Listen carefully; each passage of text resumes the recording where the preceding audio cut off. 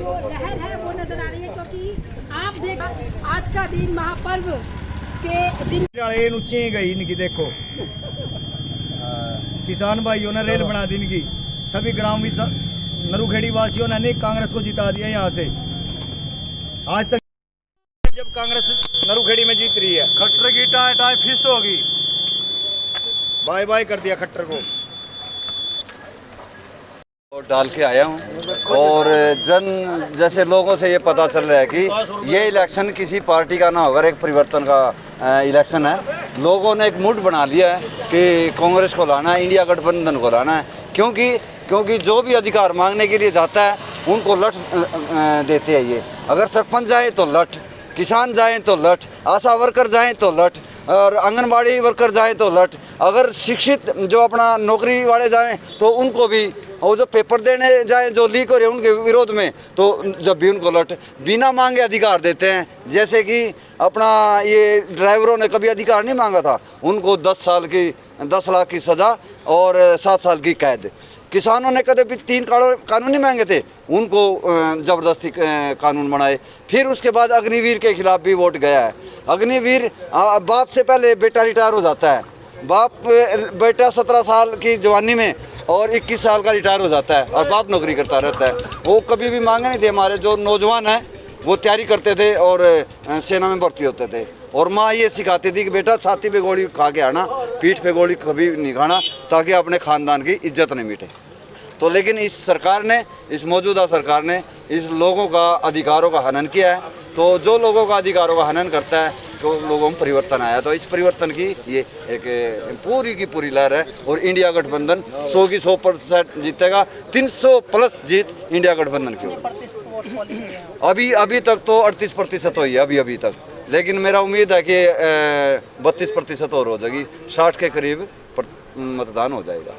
जी आपने भी वोट डाल दिया? हाँ डाल दिया जी। ये देखो, तो और लोग जो अपने घरों में बैठे हैं अभी तक, उनसे क्या अपील करेंगे? भाई ये अपना वोट का अधिकार है और सभी को डालना चाहिए ये। और ये वोट हमारी उन लोगों के खिलाफ है जो हिंदुस्तान के अंदर बैठे हुए हमारे ही आदमियों का हनन कर रहे हैं, हमारी माताओं बहनों का हनन कर रहे हैं, उनकी इज्जत। हमारी बेटियां दिल्ली में जंतर मंतर पर बैठी हैं, उनके साथ देखो क्या सलूक किया, उनके बाल पाड़े खींचे पुलिस वालों ने भी, और इस सरकार ने, बीजेपी ने। हमारे जो और भी भाई थे उनके ऊपर अत्याचार किए। किसान, हमारे भाई जो किसान शहीद हुए वो एक बीजेपी की देन थी। जो हमारी एमएसपी थी, स्वामीनाथन रिपोर्ट थी, कहाँ लागू की? मोदी ने कहा था 2014 में कि सबसे पहले, यानी मैं पहली कलम से बनते ही स्वामीनाथन रिपोर्ट को लागू करूँगा। लेकिन आज तक हमारे पूरे हिंदुस्तान के अंदर किसान दर दर की ठोकर खा रहा है। कहीं किले गाड़ी जाती है अपने अधिकार मांगने के लिए, अपने घर से बाहर नहीं निकल सकते। क्या यही है क्या मोदी की गारंटी? बताओ आप लोग।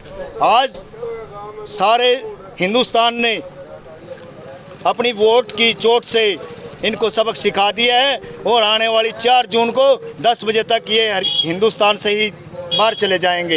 ये कहते हैं ना जमुना पार, ये हिंदुस्तान से बाहर चले जाएंगे। आप देखते रहना इनको, ये तड़ी पार है। और यहाँ पर एक तरफा बुद्धि राजा कांग्रेस पार्टी का बहुमत है, और खट्टर साहब का जो 400 पार का नारा था, यहाँ तो देख लो बस्ते पे भी कोई एक भी वोटर नहीं है वहाँ पर। ये सारी जो पब्लिक आप देख रहे हो सब कांग्रेस पार्टी की तरफ है, और ये संविधान को बचाने का इलेक्शन है। ये जनता इलेक्शन लड़ रही है, ना कि बुद्धि राजा इलेक्शन लड़ रहा है। और जनता जनार्दन जब फैसला लेती है तो वो फिर बुरी तरीके से बीजेपी को बस धो रही है, कह लो या कुछ भी कह लो।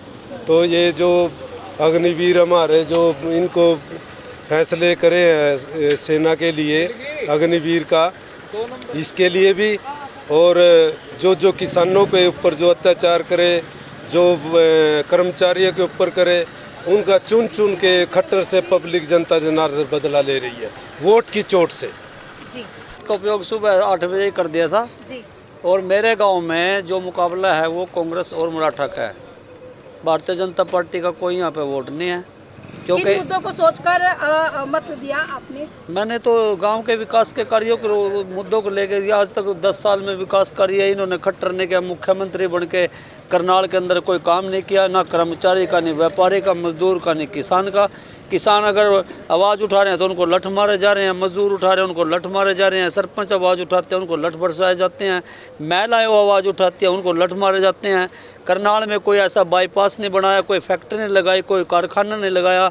क्या किया मुख्यमंत्री ने करनाल में? किस नाम से वोट मांग रहा है?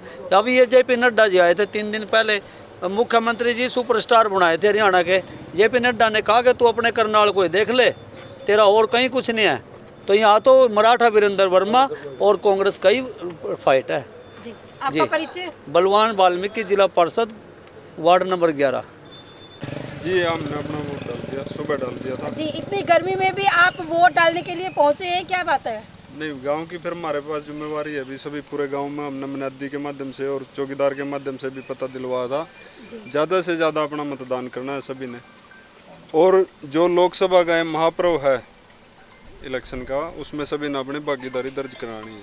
जी, जो ग्रामीण है या जो और कहीं से भी ये वीडियो देख रहे हैं, अभी तक अपने घर बैठे वो सोचते हैं कि हम वोट नहीं डालेंगे तो कुछ नहीं होगा, उन लोगों को क्या अपील करेंगे? उनको मैं अपील करना चाहूँगा कि सभी ज़्यादा से ज़्यादा संख्या में अपनी वोट डालें और अपने मत का प्रयोग करें, लोकतंत्र का हिस्सा बने।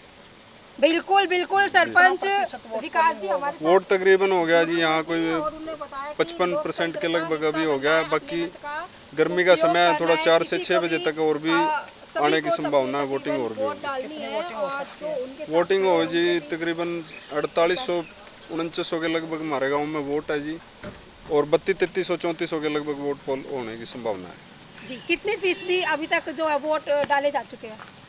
कोई 55% के लगभग हो जाए जी। टोटल 65% के 65-70 के लगभग जाओ जी। आपने भी सभी ने वोट डालकर गांव की महिलाएं वोट डाल के आगे। आप देख सकते हैं